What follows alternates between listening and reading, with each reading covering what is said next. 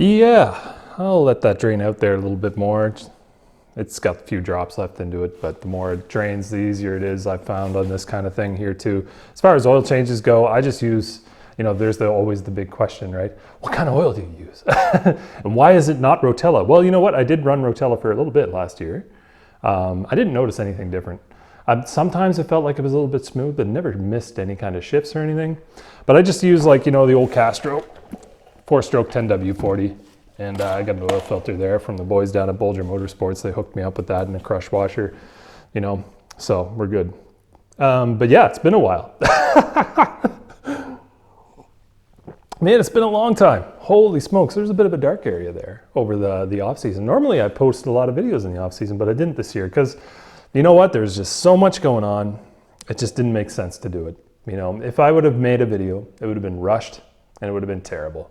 And it wouldn't have been the way I like to make videos, which is relaxed and chill and, interesting and stuff like that. One person once told me that my videos were authentic. And I think that's the reason why. So, I just decided, let's wait until season 5, right? The new season. So here we are. We're getting ready for that, actually. Putting the finishing touches on the KLRs because you can see there's a lot of things missing. Skid plate's not there. Plastics aren't there. Oil needs to be changed, obviously, but we've done a lot to the KLR 650, the Silver Fox, over the off season. Just in my spare time between both jobs. But yeah, we've done some cool stuff. So I figure now is probably a good time to bring you guys back into the fold as far as this channel is concerned and get things, get the engine started on a little bit more. And I have a ride planned today. I'm going to head up towards Cavendish, actually. I haven't been up there in a long time, so I'm looking forward to doing that.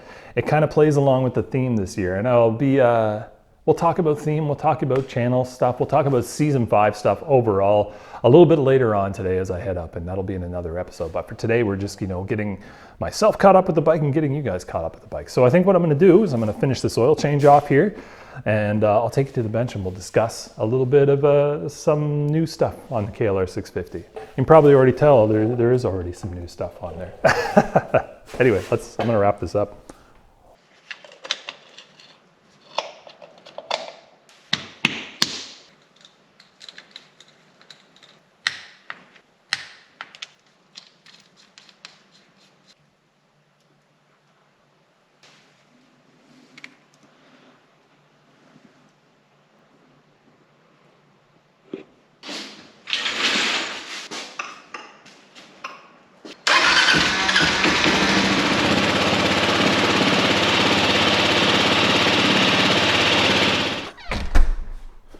Do you know how many torque wrenches I've accumulated over the years? I got 3 really good ones now. I got this old standard guy here that takes care of the mid-range. I got a big old guy here that does stuff like tires for the car and for the drive sprocket there, that one. And then I got this nice digital one here for the fine-tune stuff. It's always good to have a good torque wrench on you. If you ever want to do anything in the garage, a torque wrench is absolutely key. And knowing how to use it. So that's definitely key. But yeah, so the beginning of a season is really tricky for anybody. Usually, you start the bike and it fires right up like mine did. And I can attribute that to a lot of different things that I've done over the years because I've just become impatient as far as things are concerned with making the bike not start. I'm always a little bit hesitant at the beginning of the season, when I first fire it up, that it's not going to start. But there's a lot of times where it doesn't work for you. So you see a lot of posts on Facebook and stuff. Oh, my bike won't start. My bike won't start. The typical things, the typical reasons why your bike is not going to start after a long spring are as follows. They're usually 1, the battery, or 2, the carb. Those are the 2 things. Beyond that, it's not it's usually a deeper electrical condition or a deeper electrical issue. So if you turn the bike on and you give it the choke and then you put the thing and it goes tick, tick, tick, tick, tick, tick, tick, your battery's dead. Try charging it on a battery charger. I got a Noco charger here that I put mine on and stuff. And then consider getting a lithium ion battery after that, because I changed over to a lithium battery and I don't have to worry about putting water in it. It fired up right away after a little bit of a charge and such. And also too, if you drain the float bowl from your carburetor, that carburetor is going to be pretty much dry, right? So when you do start it, you'll notice it'll be like, yeah. It'll take a little while to catch up because it needs to get fuel through the system again, right? You need to fill that float bowl up and get it going again. So don't hesitate. Now the thing is if you do that a lot, you might drain out your battery doing it, especially if the battery's a little bit sleepier, right? Those AGM batteries.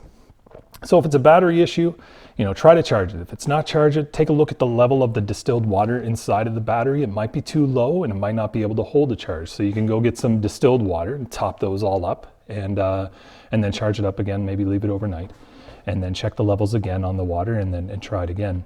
If you get into the bike and you've choked it and it starts and then it just will not continue to run after you take the choke off, that could be like an issue with your carburetor. Like especially too, if you get it out on the road and you're driving and you give it a lot of throttle and then it just dies and then you find that you have to ride the bike with the choke on all the time, that's a carburetor issue. So you got two options there. What I would do to start is I would just put some seafoam like into the gas tank and let that move around and see if that would reduce any kind of clogs in the jetting or anything like that into the carburetor. After that, you're probably into pulling the carburetor out of the bike, tearing it down and cleaning it. And I do that every season. And before I do it, I usually, if I got one here, I think I do. Yeah. Before I do, what I like to do is I like to go on Amazon and I just grab one of these all balls, like carb rebuild kits, and then I just have everything there. And I do that. So that's one of the things that I did over the off season, the longer than expected off season, as I cleaned all the carb out. Other than that, the other big change was the suspension. We added progressive springs to the front forks. Super easy job. Just pulled the caps off the top, took the old springs out, measured a spacer for preload that came with the progressive ones, dropped everything back in, bolted it back up, torqued it down. Beautiful. And then I had the rear suspension. We put a Top Gun spring in there to make that stiff. And I went on the higher range as far as the spring is concerned, because, one of the things that we end up getting into when we go on these long adventures, is that we end up having to pass up a lot of trails because they're too intense for the loaded bikes. But my goal is to try to find a way to be able to get those loaded bikes down those crazy trails. Or if something crazy happens on the really good trail that we didn't expect, we can still motor through it. And updating the suspension is something I've wanted to do for about 3 years now, and I finally pulled the trigger on and did it.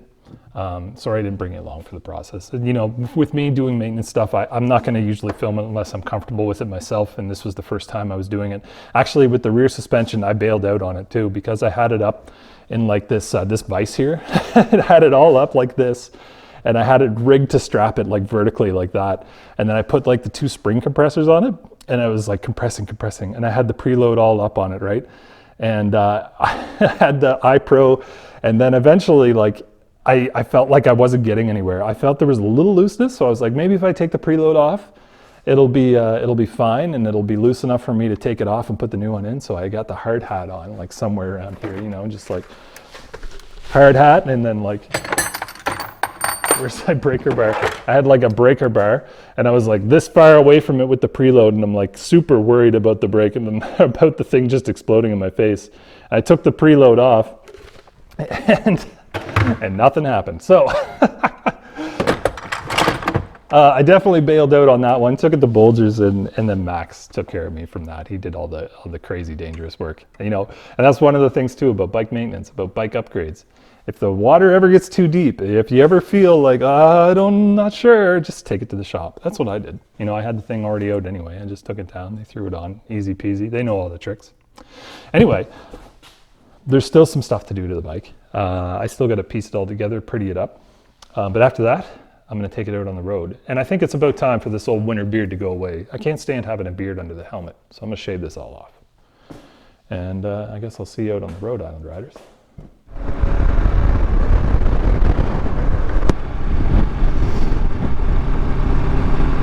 Oh my, does this ever feel good again?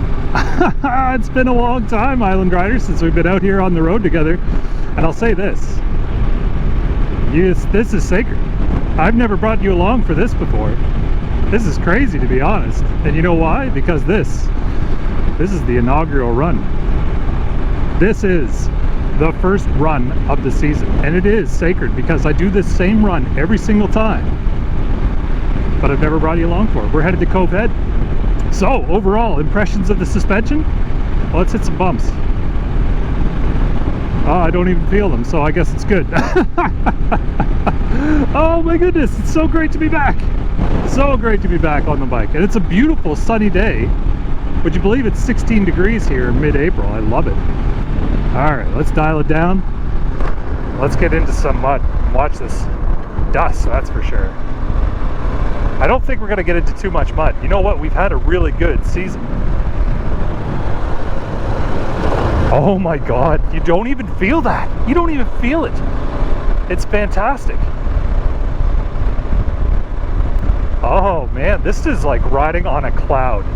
The new suspension, people said like, you know, it was gonna be a bit of a difference, but even now, just like right here, I feel it, man. I feel it and I love it. It's amazing.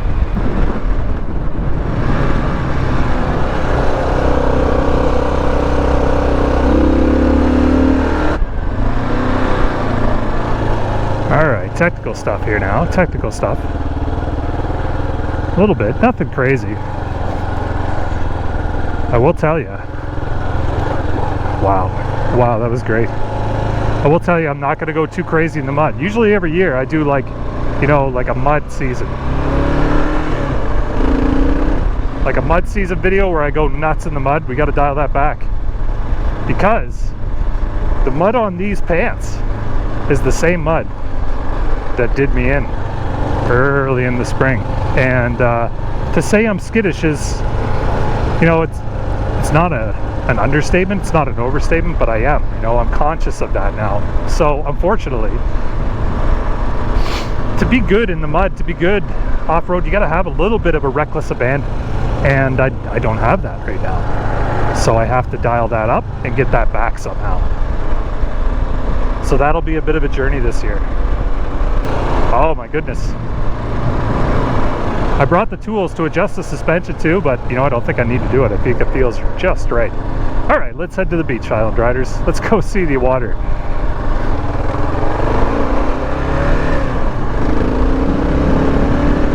The idle is looking good. And I'll tell you what else is good. The shifting. Look at this guy shift.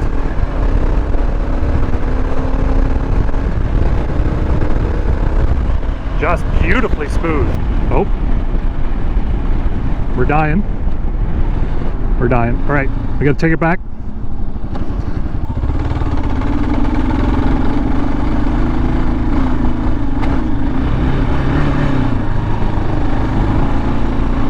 Right at the limper home, it looks like we got a carburetor issue. That's all right.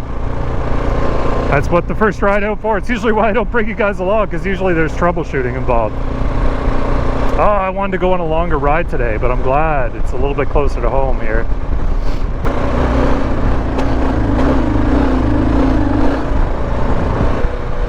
At least we got to test the suspension, folks.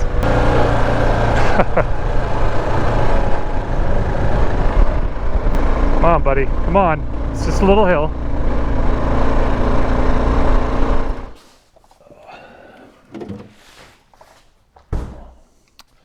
Well, we're back in the garage a little bit sooner than I'd hoped. But you know what? That's what it's all about.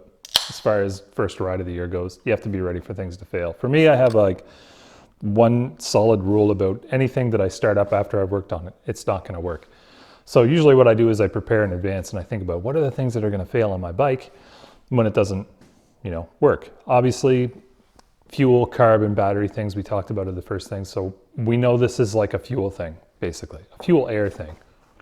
So when I do a lot of troubleshooting, by the way, for like electrical systems and electronic systems and things like that. So usually what I start out with is I look for 3 things that I want to try. And I try the first 2 things in an electrical system every single time. Does it have power? Does it have ground?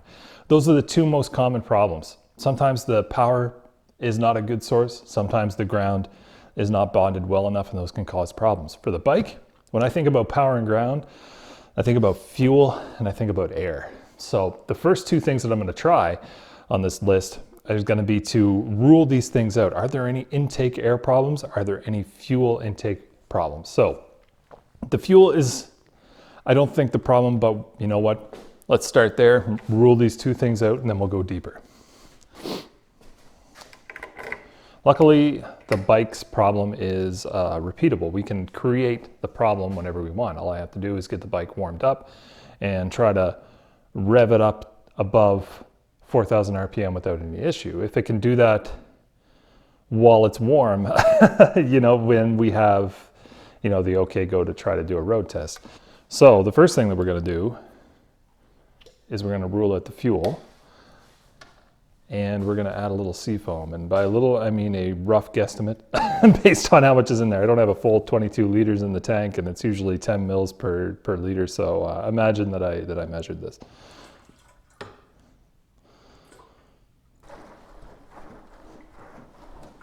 Give that a little swish, and we'll let it sit while we check the other part. And the other part is going to be checking the air filter. So the air filter, if we have any clogs there, then we're not going to be able to get enough air to be able to make that right fuel air mixture that we want to have. Now, I will say, I have a suspicion that it's too much fuel. So why? Because, well, when we were riding, the bike was lurching and backfiring, which usually indicates that there's too much fuel there, because the fuel will kind of chill out and then ignite in like a big pow, right? Which increases the lurch, which creates the backfire. So, my other little thing about troubleshooting is if I suspect one thing, as I start working towards that solution, I start thinking about what are the next things that I'm going to check. So after I check the fuel, after I check the air here, the air filter, we got to go a little bit deeper, unfortunately. We got to tear and take a look at the carb. So what we're going to do is we're just going to pull the carburetor right out, and I'm going to check it. And I think the things that I'm going to look for in the carburetor are going to be, one, the diaphragm, the rubber diaphragm. That's going to be most likely the culprit, because that's the new, right? A lot of times when you're troubleshooting a problem, you got to think about, what was the bike like when it was working good? What changed after that? You know, what was my steady state of good working condition? So the new, as far as the fuel system is concerned, would have been that diaphragm and that valve. So we'll take a look at that. And then after that, we're just going to do a general inspection of and reconstruction of the carb and cleaning of it. The other thing could be a clogged jet. Obviously, a clogged jet is probably one of the most likely things, but we got to check it out first. It's good to move methodically through your machine as you try to troubleshoot the thing. Anyway, let's get a look at that air filter. Well, it's got good enough oil on it. It's not like covered in oil. It seems to be well seated and well sealed, and it doesn't feel loose by any means. So I think we're good there. All right, let's fire it up, let it warm up. See if our first go around fixes the problem. Never know, it might, probably won't, but you gotta try it. You gotta rule this stuff out first, right?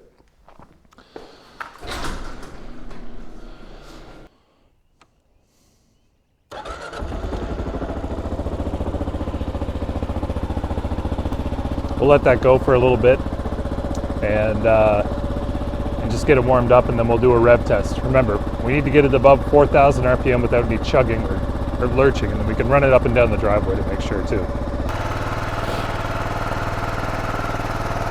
It's choked out, that's why it's revving high.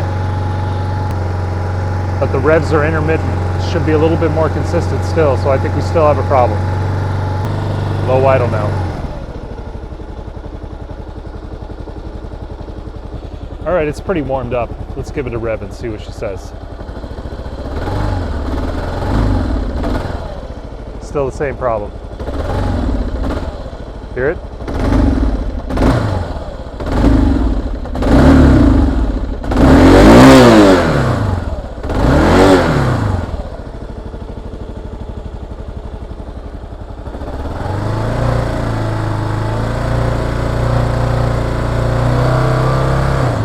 Not too bad. We might have kicked loose whatever was the problem. We got a good rev out of that, but let's just hold on to our bananas for a little bit.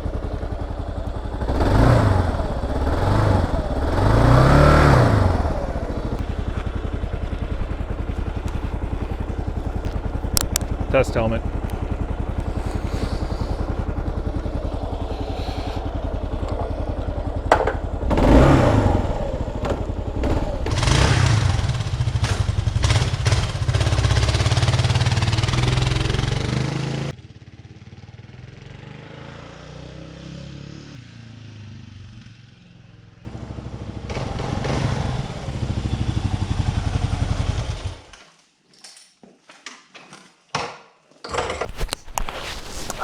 I'm not convinced. That was way too easy of a fix. Just seafoam in the gas tank. I know that's the ideal, right? The ideal scenario is that you put seafoam in the gas tank and then all of a sudden your worries go away. But I just went for only like a kilometer down the road. But I did hit the shifting hard like we did. Remember back in the video when we originally saw this issue, I was coming onto the bike quite hard. I was shifting Fox through the gears, you know, bragging that it was such a smooth thing. Well, I did the exact same thing and no issue. I also dropped the gear and pulled the throttle back quite a bit to see how the power was. And the power was a little bit improved. I'm not convinced, so I'm not putting it back on the road yet full time. Tomorrow night, when I have a little bit better, we'll go on another test ride, something a little bit longer. And what we'll do is we'll follow the same track plan that I did last time. If it fails again, we limp it back home or we get a tow. And we'll go deeper into the bike. Hopefully not. I'll see you on the road again, I guess.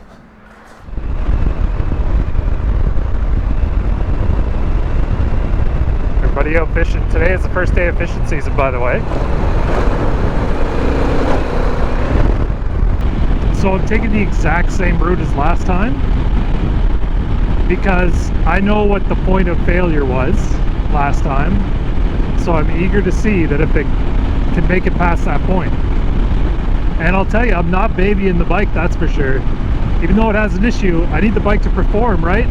So it's no point in testing it while it's babied. So when the time comes to perform, you want to know that the bike's got to work. All right, right here's where we lost it. Let's put it through its paces.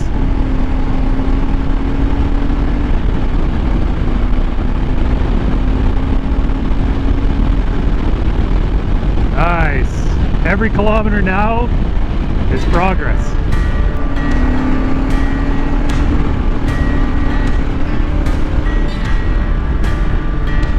Oh, you like that, didn't you, bud?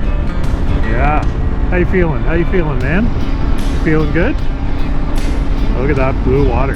Oh man, I missed this ride. We're getting closer, Foxy. Almost made it. We're doing pretty good. Let's keep going. Let's keep going, buddy. Let's keep going. You know, I'll never forget the first time I took this ride.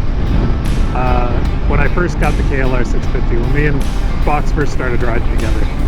And it was so rewarding. I'd only taken the bike around a couple times up and down the road. I'd never really gone on a long excursion, so you know, I was learning how to ride the bike from scratch with no instruction whatsoever, and I'd never been in the dirt before, and I went up through that dirt patch and it was really muddy and sloppy, and I almost lost the bike a couple times, but I paddled my way through, and boys oh boys, when I made it to Cove Head, I had felt a sense of reward that I'd never felt before in my life. And I had known immediately that getting the KLR 650 and just learning to ride a motorcycle was just such a good idea, and it was such a great reaffirmation. So every year I come up on this ride here as my first ride. It's not too far from home, it's not a big ride, but you know what, it's a beautiful one, that's for sure. And it always reminds me of that day, you know, where I like finally overcame some inhibition and some fear about riding the motorcycle, and really found the heart of why I wanted to do this. And there it is, Cove Head Lighthouse. The mission objective, our first mission objective of this ride season. Boy, what a beautiful day for this, eh? Look at the light kind of shining down through the clouds. Oh, it's so amazing. So amazing.